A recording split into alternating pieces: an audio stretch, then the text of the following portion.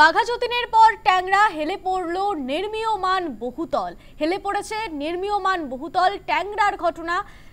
বাড়িটি ক্রিস্টোফার রোডে, আতঙ্কিত স্থানীয় বাসিন্দারা। আপনাদের দেখাচ্ছি সেই ছবি। পাশের ফ্ল্যাটের দিকে কিন্তু পুরোপুরি হেলে পড়েছে সেই নির্মীয়মান বাড়িটি। আপনাদের দেখাচ্ছি সেই ছবি এবং দুটো বাড়ির মাঝখানে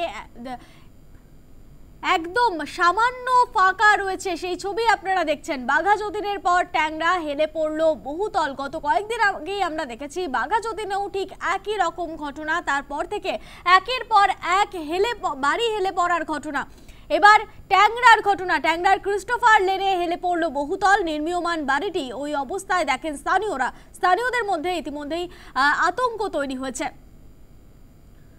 বাঘা যতীনের পর ট্যাংরা হেলে পড়ল নির্মীয়মান বহুতল, আতঙ্কিত স্থানীয় বাসিন্দারা।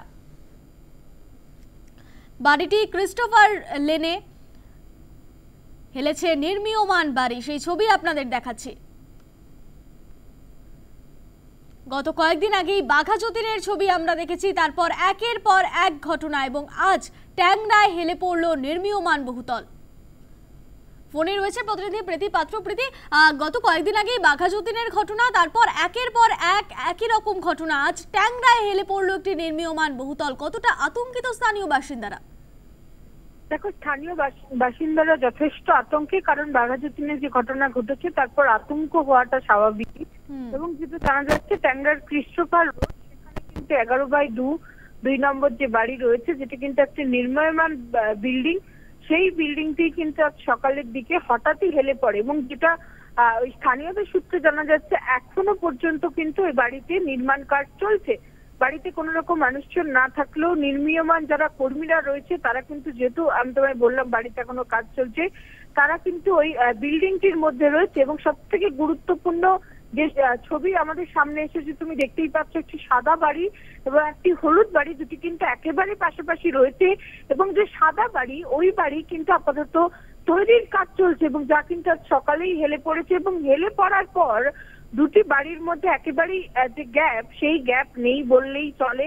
এবং বাড়ি তৈরির সময়ও কিন্তু কোন রকম নিয়ম মানা হয়নি, এমনটাই স্থানীয় বাসিন্দাদের তরফ থেকে অভিযোগ করা হচ্ছে। তবে ঘটনার পর থেকে কিন্তু বেশ আতঙ্কে রয়েছে স্থানীয়রা, কারণ পাশেই যে বহুতল বিল্ডিংটি রয়েছে সেখানে কিন্তু প্রচুর পরিমাণে মানুষের বসবাস রয়েছে।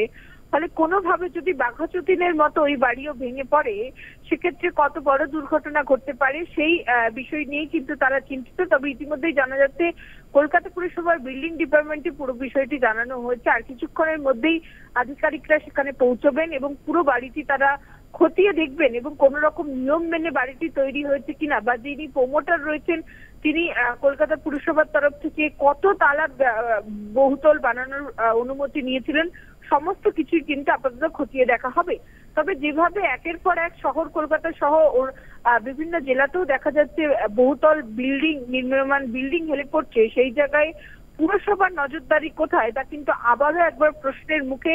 ট্যাংরায় যেভাবে একটি নির্মীয়মান বহুতল হেলে পড়লো, তা কিন্তু আবারও কলকাতা পুরসভার নজরদারি নিয়ে প্রশ্ন তুলছে। প্রীতি, আরো একটি বিষয়, যেভাবে হেলে পড়েছে বাড়িটি, পরবর্তী পদক্ষেপ কি নেওয়া হবে? প্রশাসনের তরফে কিছু জানানো হয়েছে? দেখো, প্রশাসনের তরফ থেকে এখনো পর্যন্ত কিছু জানানো হয়নি, কারণ যেটা স্থানীয়দের সূত্রে আমরা জানতে পারছি আজ সকালেই কিন্তু বাড়িটি হেলে পড়েছে। অর্থাৎ বাড়িটি, আমি তোমায় বারবার বলছি, বাড়িটির কাজ চলছিল, একটি নির্মীয়মান বিল্ডিং ওটি, ফলে কাজ চলার সময় কিন্তু কোনোভাবে হেলে পড়েছে।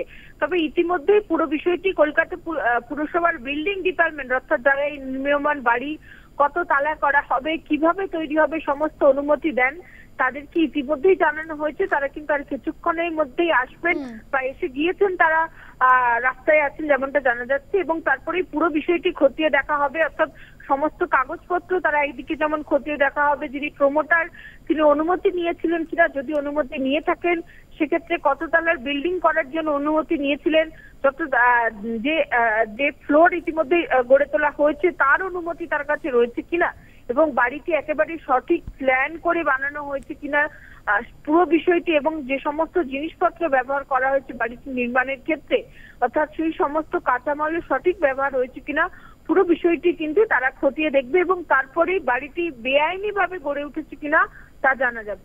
বেশ, ধন্যবাদ প্রীতি।